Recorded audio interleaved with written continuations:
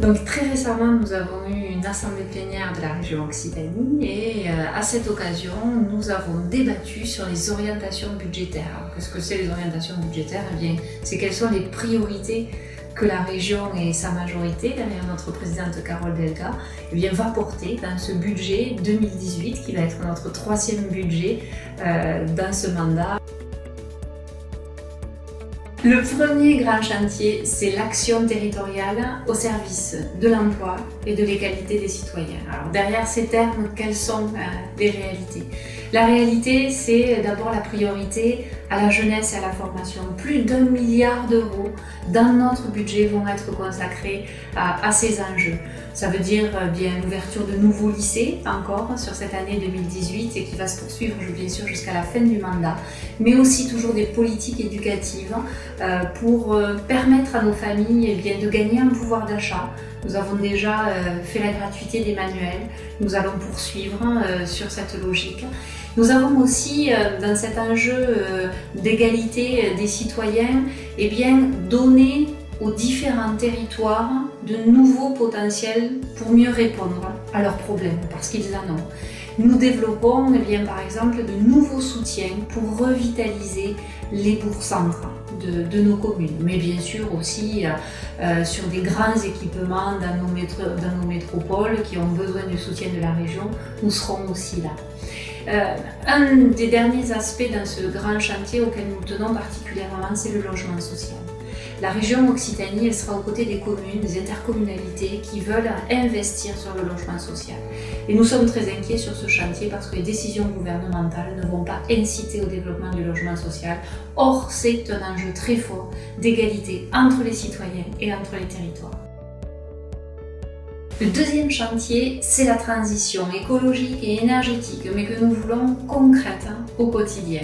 Nous sommes donnés comme ambition de devenir la première région en Europe à énergie positive.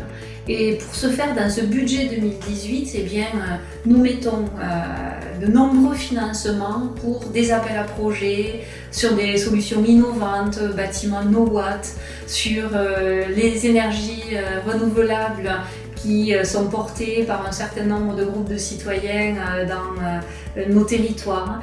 Et nous avons aussi besoin de créer un outil qui va accompagner les projets, mais en termes d'ingénierie. Et ce sera notamment l'objet de l'Agence régionale pour l'énergie et le climat. Le troisième chantier, c'est le service public régional des transports. Bien sûr que nous sommes très attachés au rail et nous allons poursuivre nos investissements dans ce domaine. Nous avons mené une large concertation sur l'année 2017 qui ont donné lieu à une définition des priorités et c'est la mise en œuvre de ces priorités. Donc les lignes ferroviaires sont au cœur de ce service public régional des transports. Mais il y a aussi en termes de transport collectif, les transports en bus, puisque nous devenons compétents et nous allons gérer en direct cette nouvelle compétence et surtout pour pouvoir approfondir l'intermodalité, c'est-à-dire faire en sorte que nous puissions utiliser le rail, le bus et le transport à la demande sur tous nos territoires. Le dernier aspect sur ce service public des transports qui revêt un enjeu stratégique dans notre région en particulier, c'est la stratégie aéroportuaire que nous allons développer et nous allons intensifier nos investissements sur les ports de la région.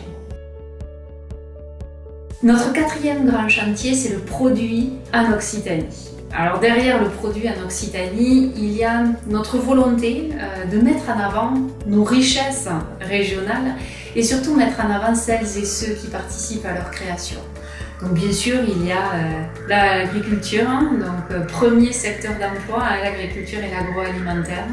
Et nous voulons développer, nous le proposerons dans ce budget 2018, une nouvelle politique en faveur de l'installation et de la reprise des exploitations, mais aussi un soutien aux différentes filières qui créent justement toute cette richesse sur notre territoire occitan. Il y a aussi dans ce budget 2018 nos projets en faveur de la croissance et les accompagnements aux entreprises, quelles qu'elles soient, que ce soit des petites entreprises, des toutes petites entreprises ou aussi des entreprises plus importantes.